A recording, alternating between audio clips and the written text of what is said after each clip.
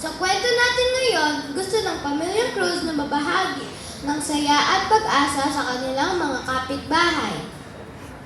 Parang mga pastol na nakikita kay Jesus, gusto nilang ipaalam sa iba ang magandang balita. Makikita niyo po kung paano sila nagbigay ng Christmas treats at cards.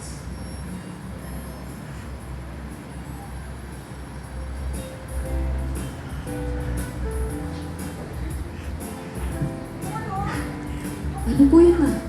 Yung ninong mo galing Canada? Oh, paano, ma? Oo.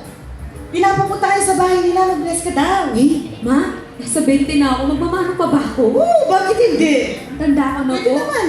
Kapag ito, di ba? Bakit nasa akin? What if nga na instead na ako yung magmana sa kanila mamasko, tayo na lang yung magbigay sa kanila? Ay, oo nga pala, B. Di ba? May naisip ako. What if magbigay tayo ng small treats sa mga kapitbahay natin? Hindi naman masyadong magara. Simple lang. Para maramdaman nila yung may love at saka joy. Diba? Ngayong Pasko, di ba? Gusto kong i-share sa kanila yung magandang balita ng Kapaskuhan. What do you think?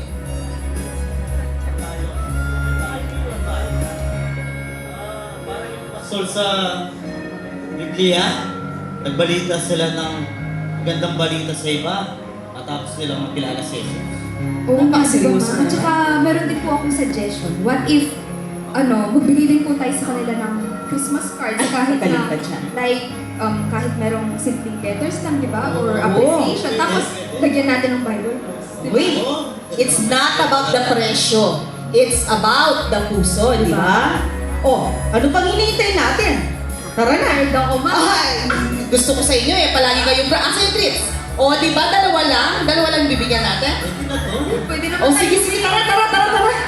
Saan tayo magbibigay, ma? Dito! Ay! Mare! Ay, Mare! Bakit palagi ako nakakakita ng Mare? Na, ang ganda-ganda mo ngayon, Mare. Praise God. Ito, small treat. Tamang-tama. Para sa'yo galing sa pamilya namin. Munting blessing. Alam mo naman, we are blessed to be a blessing, di ba? Tama. Wait lang. Meron din po akong bibigay sa inyo na Christmas card. Tapos may letter po dito. Tapos basahin nyo na lang po ako. Ay, salamat Salamat sa Christmas treat nyo. Alam ko na pagpapalain kayo ng Panginoon. At salamat din sa pagbahagi ng mga salita ng Panginoon. At malalaman natin ang tunay na mensahe ng Panginoon. Salamat. God bless you. You're welcome. We are blessed to be a blessing. Kita nyo, nakakahawa talaga yung kabutihan. Oo, di ba nga? Small act, big impact. Amen. Tama po. Tsaka ma, may na-realize lang din po ako kanina binibigyan po natin si Nina na iba pala talaga yung joy kapag ikaw yung nagbibigay kesa yung ikaw yung tanggap ng tanggap, di ba? Paano ba yung joy?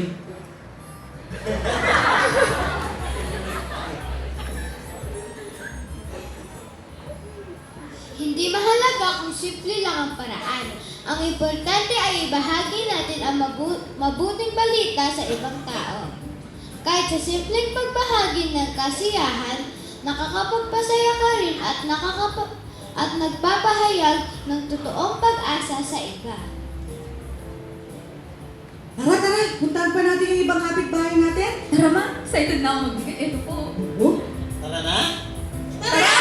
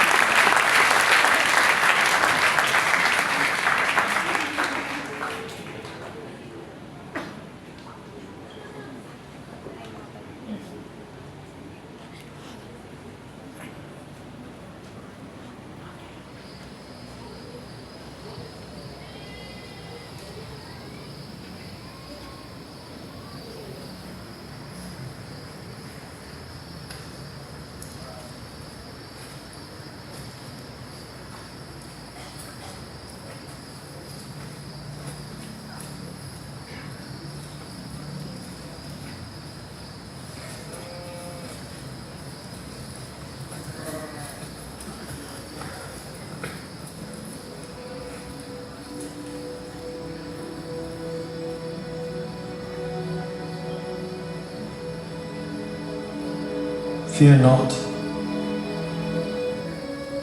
for behold, I bring you good tidings of great joy, which shall be to all people. For unto you is born this day in the city of David a Savior, which is Christ the Lord.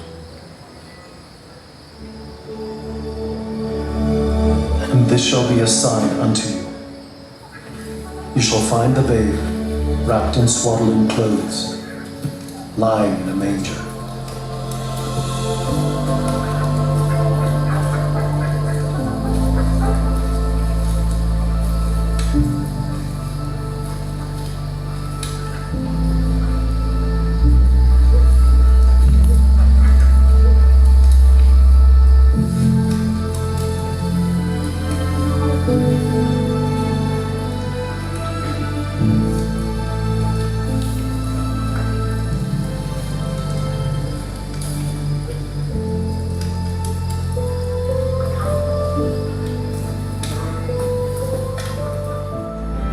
When they saw this, they made known what had been told them about this child. And all who heard it were amazed at what the shepherds told them. But Mary treasured all these words and pondered them in her heart. The shepherds returned, glorifying and praising God for all they had heard and seen, as it had been told them.